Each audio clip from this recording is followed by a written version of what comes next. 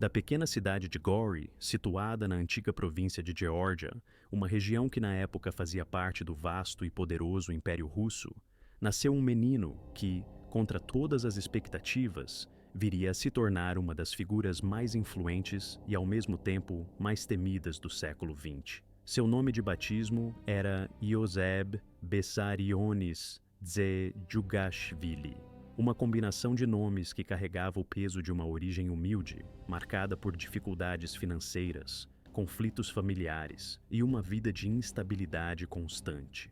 A sua trajetória, desde os primeiros anos, foi marcada por uma pobreza persistente, um ambiente marcado por violência doméstica e por um clima de incerteza que parecia acompanhar cada passo seu. O pai de Stalin, um sapateiro de profissão, tinha uma condição problemática de alcoolismo, fato que frequentemente culminava em episódios de agressão, tanto contra sua mãe quanto contra o próprio filho, criando um ambiente de medo e insegurança no lar. A mãe, por sua vez, era uma mulher profundamente religiosa, que nutria a esperança de que seu filho seguisse uma vida dedicada à fé, enviando-o para uma escola de igreja, com o sonho de que ele se tornasse um padre. No entanto, desde cedo, Stalin demonstrou uma forte rejeição à religião e às doutrinas espirituais, preferindo um caminho de questionamento e resistência.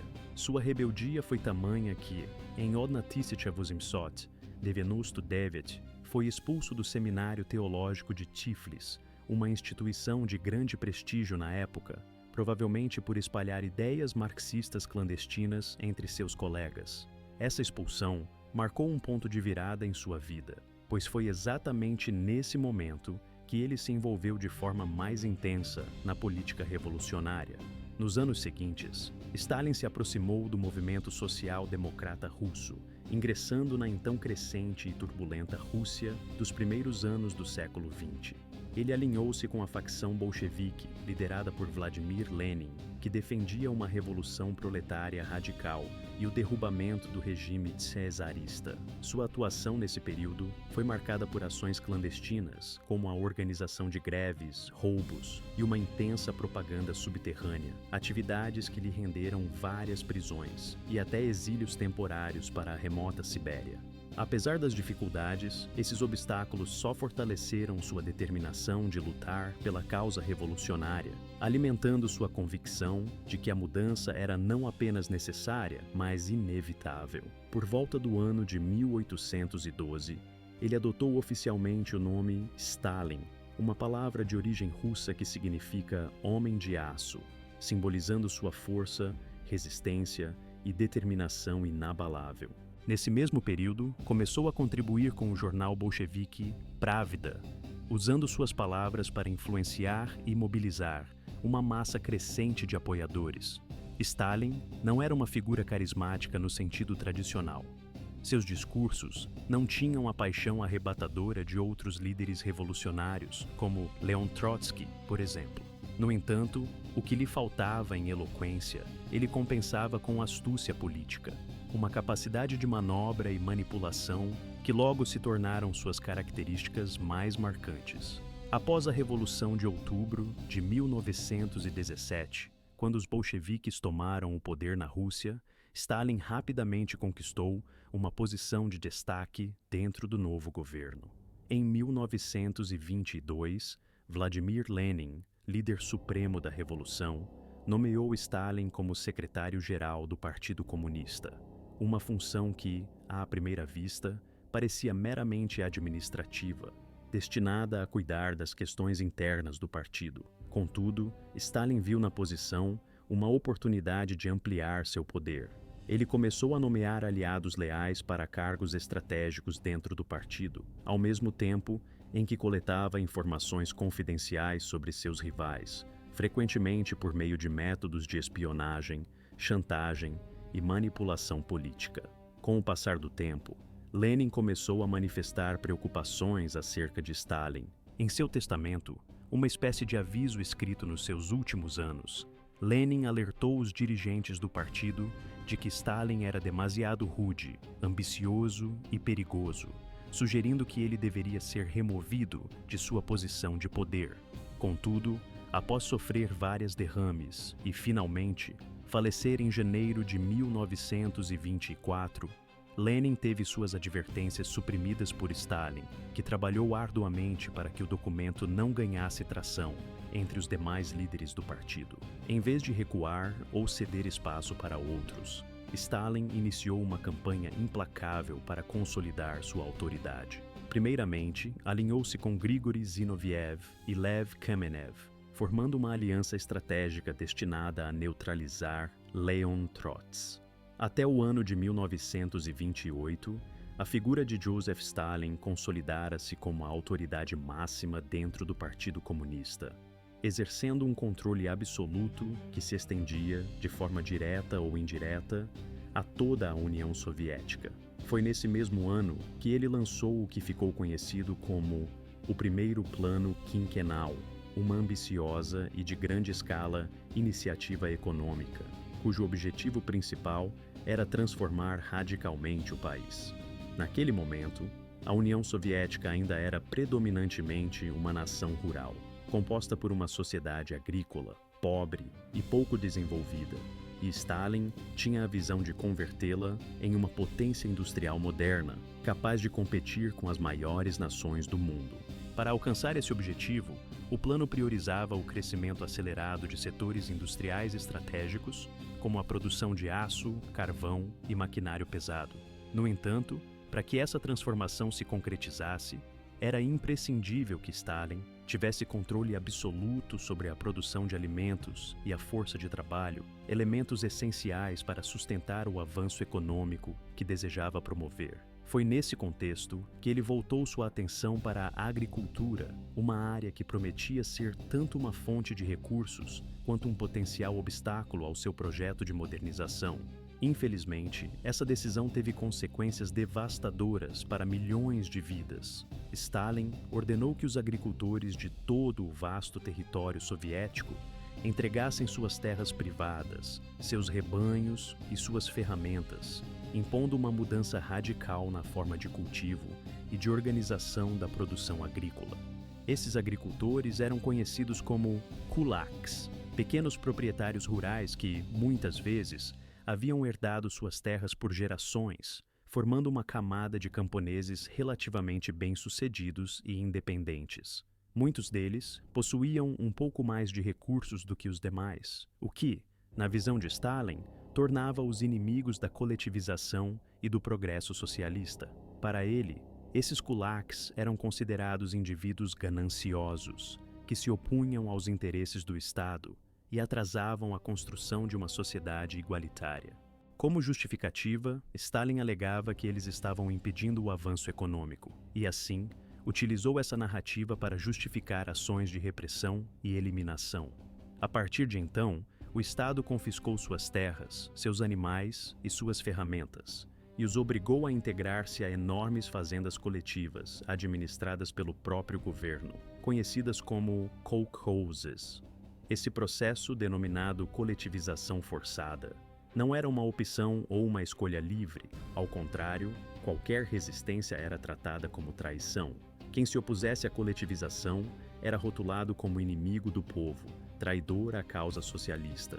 E, muitas vezes, era punido de forma severa, sem espaço para argumentos ou apelações.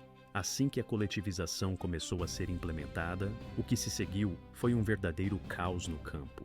Muitos agricultores, ao perceberem a perda de suas terras e recursos, preferiram destruir seus animais, matando-os em vez de entregá-los às autoridades. A produção de grãos caiu drasticamente, pois os camponeses não tinham mais motivação para trabalhar arduamente na terra que agora lhes era confiscada e que eles não poderiam mais possuir. A situação se agravou ainda mais pelo fato de que Stalin, em sua visão centralizadora, não via esses problemas como consequência de suas políticas, mas sim como uma sabotagem por parte dos próprios agricultores. Ele acusava os kulaks de acumularem grãos em segredo, de resistirem ao progresso por motivos egoístas e de sabotarem a economia do país. Como resposta, ordenou uma série de ações repressivas em larga escala, incluindo prisões em massa, execuções sumárias e deportações de populações inteiras. Em 1929, Mais de 100 mil indivíduos, considerados kulaks, foram enviados para campos de trabalho forçado, onde muitos enfrentaram condições desumanas, e uma quantidade ainda maior foi morta na execução ou morreu durante o transporte. As famílias foram desfeitas, as crianças foram arrebatadas de seus pais, e vilarejos inteiros foram esvaziados quase que de um dia para o outro. Para intensificar ainda mais sua estratégia de controle social e econômico, Stalin lançou uma campanha intitulada Desculaquização, que não se limitava à questão econômica, mas buscava estabelecer uma autoridade absoluta, eliminando qualquer resistência ou ameaça ao seu poder. Nesse processo, não havia julgamentos justos nem segundas chances. Uma vez rotulado como kulak, o indivíduo tinha seu destino selado, muitas vezes com a morte ou a exilação definitiva. Ao mesmo tempo, o Estado soviético continuava a exigir grandes quantidades de grãos para exportação, a fim de financiar sua rápida industrialização. Essa demanda persistia, mesmo diante do crescimento de uma. Durante anos, os habitantes das terras ucranianas resistiram com firmeza à ideia de abrir mão de suas terras, de seus campos de cultivo e, sobretudo, de sua autonomia e liberdade de decidir sobre suas próprias vidas. Essa resistência não era encarada por Stalin apenas como uma simples oposição ou desobediência às ordens do regime soviético, mas sim como uma verdadeira rebelião contra o sistema que ele tentava impor. Para Stalin, essa resistência representava uma ameaça grave à sua autoridade e ao projeto de coletivização forçada que desejava implementar. Por isso, sua determinação em sufocar qualquer manifestação de autonomia se tornou implacável, levando a medidas cada vez mais drásticas e brutais. No final do ano de 1932, Stalin decretou quotas de produção de grãos, que eram praticamente impossíveis de serem alcançadas pelos agricultores ucranianos. Essas metas, extremamente elevadas, serviam como uma armadilha, pois, quando as comunidades rurais não conseguiam cumprir esses objetivos, os agentes do Estado soviético, conhecidos como forças de repressão, invadiam as vilas e confiscavam toda e qualquer quantidade de alimento que pudessem encontrar. Esses grupos armados, chamados de brigadas de requisição de alimentos, percorriam de casa em casa, vasculhando paredes, sob os pisos, e até escondidos em esconderijos que as famílias tentavam manter, buscando qualquer vestígio de alimentos armazenados clandestinamente. Quem fosse pego escondendo comida recebia uma punição severa. Podia ser executado na hora ou deportado para os campos de trabalho forçado, onde o sofrimento e a morte eram constantes. Para agravar ainda mais a situação, em agosto de 1932, Stalin promulgou uma lei que ficou conhecida como Lei das 5 Orelhas de Grãos. Essa legislação estabelecia uma punição extremamente dura para qualquer pessoa, seja criança ou adulta, que fosse encontrada levando uma pequena quantidade de grãos de um campo agrícola. A pena prevista era de até 10 anos de prisão, ou, em casos mais graves, a própria execução. Assim, a fome, por mais desesperadora que fosse, não justificava o roubo de propriedade estatal, pois o crime de furtar alimentos era tratado como uma infração gravíssima. A crise atingiu proporções catastróficas ao longo do inverno seguinte. Regiões inteiras da Ucrânia entraram em estado de fome profunda, com populações à beira da morte. As fronteiras foram fechadas de modo a impedir que as pessoas tentassem fugir em busca de comida, enquanto trens foram paralisados e estradas bloqueadas para evitar qualquer movimento de saída. Stalin, de forma ainda mais cruel, também garantiu que organizações humanitárias estrangeiras não conseguissem enviar ajuda, mesmo diante do sofrimento desumano que se espalhava pelo campo. O número de vítimas crescia rapidamente, e as estimativas oficiais indicam que ao menos 3.900.000 ucranianos perderam suas vidas durante o episódio conhecido como Holodomor. No entanto, alguns estudiosos acreditam que esse número possa ser ainda maior, chegando a superar 7 milhões de mortos. Vilarejos inteiros desapareceram, suas populações dizimadas de forma brutal e famílias inteiras foram destruídas uma a uma. Os sobreviventes, muitos anos depois, relataram episódios de extremeza, como comer grama, casca de árvores e couro fervido para tentar sobreviver. Em casos extremos, especialmente em regiões isoladas, surgiram relatos de canibalismo, uma consequência desesperada que evidencia o grau de sofrimento ao qual as pessoas foram submetidas. Pais e mães tiveram que tomar decisões que nenhuma pessoa deveria jamais ser obrigada a fazer. Escolhas que poderiam significar a vida ou a morte de seus próprios filhos. E, durante todo esse tempo, Stalin tinha pleno conhecimento do que acontecia. Ele recebia relatórios frequentes do campo, informações detalhadas sobre as mortes, o sofrimento e a desumanização em massa. Apesar de estar ciente da escala catastrófica da tragédia, ele se recusou a diminuir as cotas de produção de grãos. Ao contrário, aumentou a pressão, acusando os ucranianos famintos de preguiça, deslealdade ou de serem saboteadores do projeto soviético. Enquanto isso, as cidades soviéticas continuavam a receber suprimentos alimentares, e a propaganda oficial proclamava o sucesso do plano de coletivização, promovendo a ideia de que tudo estava sob controle. Contudo, no campo, a Ucrânia era apagada, destruída lentamente, enquanto seu povo sofria e morria em silêncio. Em 1934, um evento que mudaria para sempre o rumo da União Soviética ocorreu de forma inesperada e trágica. Sergei Kirov, um líder popular. Tudo começou de maneira quase silenciosa, sem grandes manifestações ou sinais evidentes de crise. Mas, ao longo do tempo, o que inicialmente parecia ser uma simples repressão se transformou em uma das campanhas mais intensas, brutais e devastadoras da história moderna. Nos anos que se seguiram ao início dessa repressão silenciosa, especificamente entre os anos de 1936 e 1938, o regime de Stalin, que governava a União Soviética com mão de ferro, conseguiu prender mais de 1,5 milhão de pessoas, um número verdadeiramente assustador.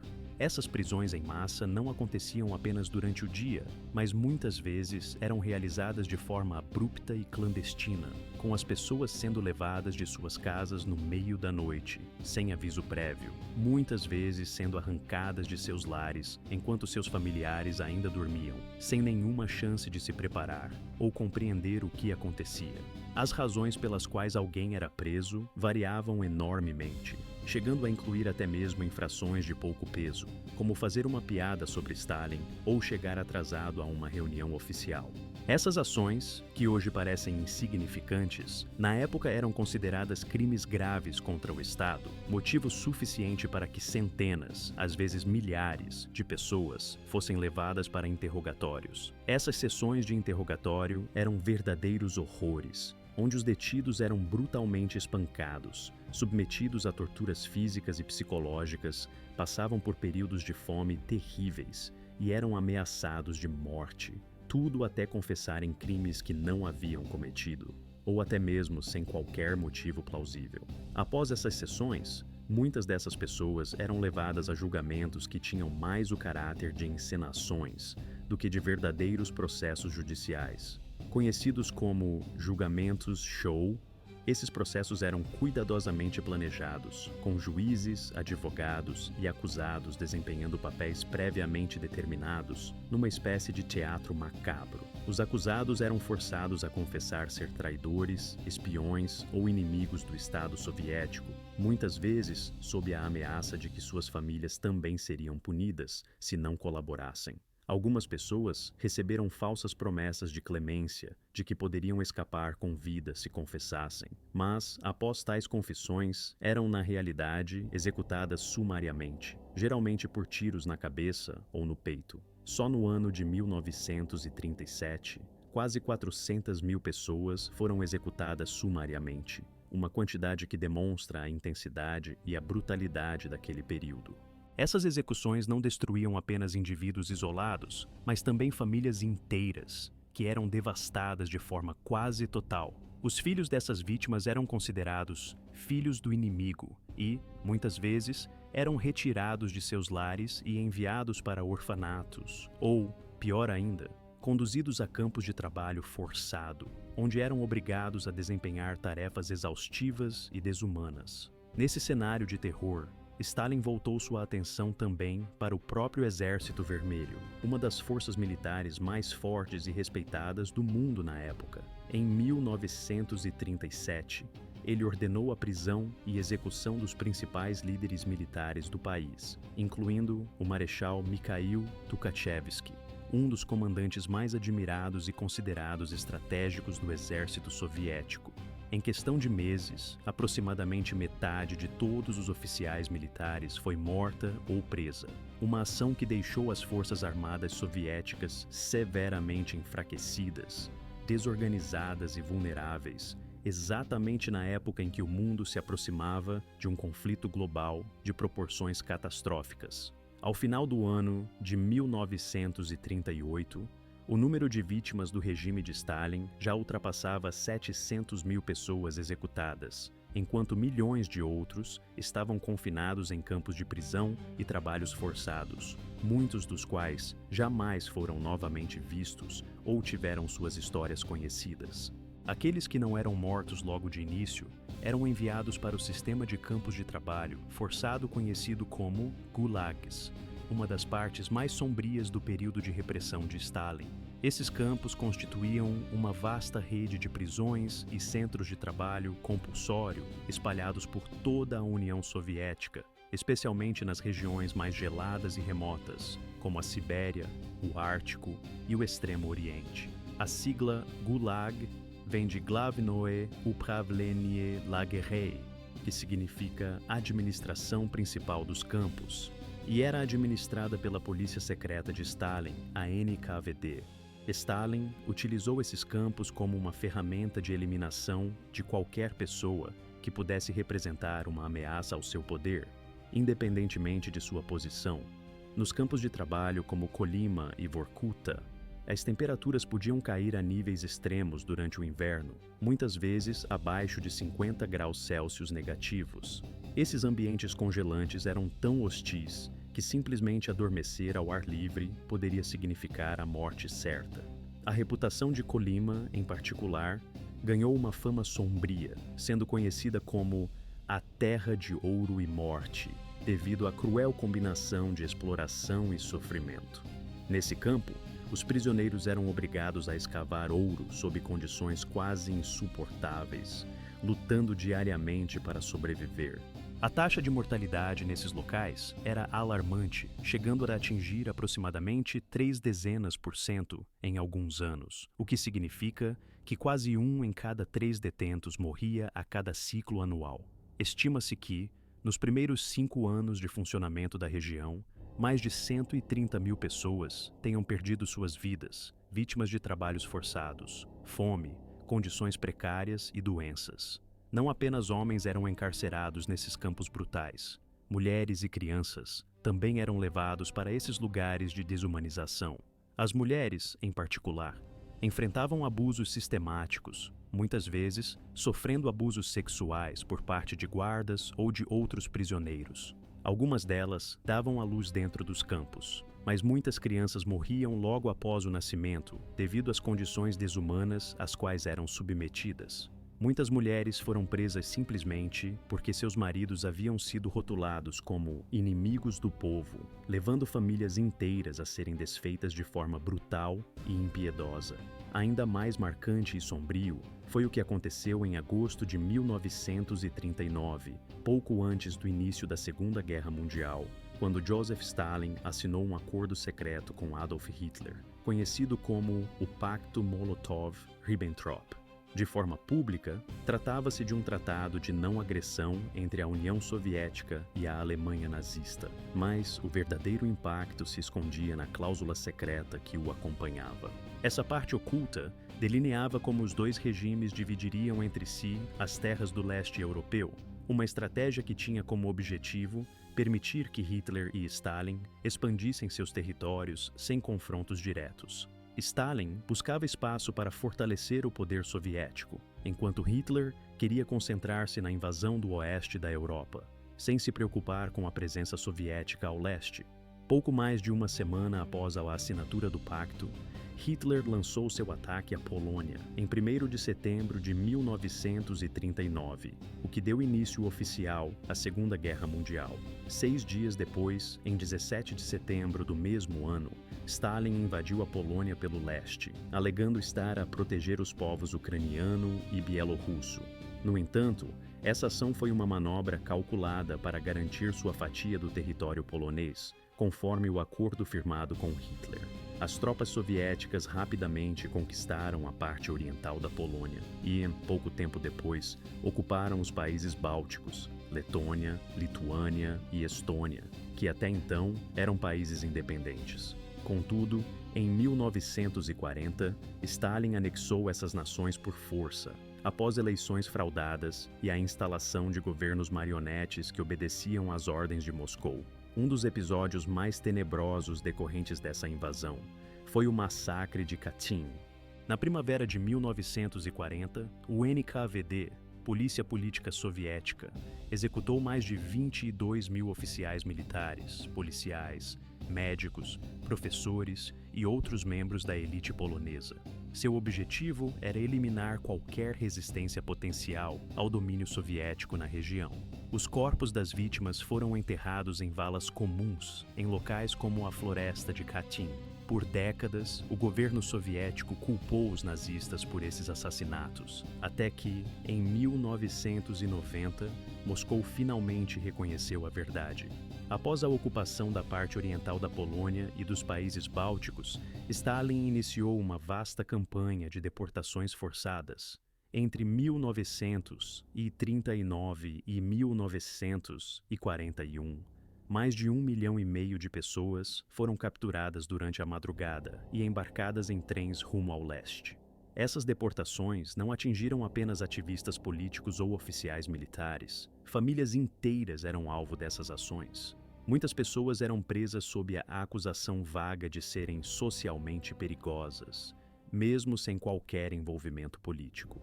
As condições nos trens eram desumanas. Os deportados eram amontoados em vagões de gado, sem comida, sem água e sem qualquer tipo de sane. Durante a Segunda Guerra Mundial, muitos trens que partiam carregando pessoas e suprimentos levavam semanas inteiras para alcançar seus destinos finais. Nesse percurso, centenas de indivíduos pereciam ao longo do caminho, vítimas de sufocamento, fome ou exposição às condições adversas. As crianças pequenas e os idosos frequentemente não resistiam à dureza da jornada, enfrentando um destino cruel e muitas vezes fatal antes mesmo de chegarem ao seu destino. Quando esses sobreviventes finalmente desembarcavam em regiões como a Sibéria, o Cazaquistão ou as regiões mais remotas do norte ártico, o que os aguardava não era nada além de terras áridas e sem vida, além de trabalhos forçados impostos pelo regime soviético. Nesses lugares desolados, não havia esperança de um refúgio acolhedor, apenas a dura realidade de uma existência marcada por sofrimento, privação e exploração. Tudo isso acontecia enquanto os sonhos e ambições de Stalin começavam a se desintegrar, principalmente após um evento crucial ocorrido em 22 de junho de 1941. Nesse dia fatídico, Hitler, que até então parecia aliado, traiu Stalin e iniciou a Operação Barbarossa, uma invasão surpresa de proporções gigantescas contra a União Soviética. Stalin, que na época tinha ignorado diversos alertas, incluindo relatórios de inteligência britânica e de seus próprios espiões, acreditava que Hitler honraria o pacto de não agressão assinado entre ambos. Essa confiança cega foi fatal, pois quando a ofensiva começou, o exército soviético encontrava-se despreparado e os avanços alemães foram rápidos e implacáveis. Durante dias, Stalin permaneceu em silêncio, sem fazer pronunciamentos públicos, até que, somente em 3 de julho, ele decidiu falar ao povo soviético. À medida que o Exército Vermelho recuava diante da força invasora, Stalin ordenou ações severas e muitas vezes brutais para tentar conter o avanço alemão. Uma dessas ações foi a implementação da política de terra arrasada, uma estratégia devastadora que consistia em destruir tudo o que pudesse ser útil ao inimigo: alimentos, pontes, ferrovias, fábricas e qualquer infraestrutura que pudesse fortalecer os invasores nazistas. Essa política tinha o objetivo de privar os alemães de recursos essenciais, mas, ao mesmo tempo, causou uma destruição massiva das comunidades locais. Vilarejos inteiros eram queimados, deixando suas populações sem qualquer propriedade ou esperança de retomada. Milhões de civis soviéticos ficaram desamparados, sem abrigo, alimentos ou meios de sobreviver ao frio intenso do inverno que se aproximava. Para reforçar o controle e evitar qualquer possibilidade de retrocesso, Stalin também impôs uma disciplina militar extremamente rígida. Sua ordem, número 2, 127, emitida em julho de 1942, tornou ilegal que soldados recuassem sem autorização explícita. Essa ordem criou as chamadas destacamentos de bloqueio, unidades do Exército Vermelho, posicionadas atrás das linhas de combate, cuja missão era atirar em qualquer soldado que tentasse fugir ou render-se sem permissão. Somente naquele ano, mais de 150 mil soldados soviéticos foram executados por seus próprios comandantes, uma medida brutal que Stalin considerava um sacrifício necessário para alcançar a vitória. Conforme os anos passaram e as forças soviéticas começaram a recuar os nazistas, Stalin voltou a mostrar seu lado mais repressivo e paranoico. Em 1944, ele acusou grupos inteiros de etnias de colaborarem com os invasores alemães, mesmo sem provas concretas.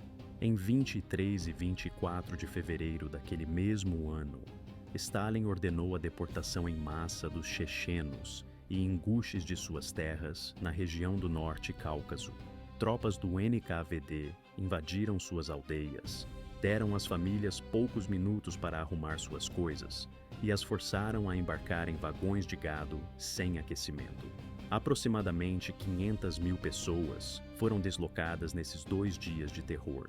No mesmo ano, o mesmo procedimento foi aplicado aos tártaros da Crimeia, cerca de 200 mil pessoas sendo deportadas em questão de dias, acusadas de colaborar com os nazistas, embora muitos tivessem lutado na própria União Soviética ao lado do Exército Vermelho. Registros posteriores revelaram que quase metade dos tártaros da Crimeia, aproximadamente 46%, morreu no primeiro ano após a deportação, vítimas de fome, doenças e exposição às condições adversas. Suas casas foram entregues a colonos russos e a cultura tártara quase desapareceu com o tempo, sendo apagada quase por completo. Mesmo após o em anos que já se encontram na história da União Soviética, especificamente no ano de 1952, um acontecimento sombrio e inquietante marcou de forma profunda a memória daquele período.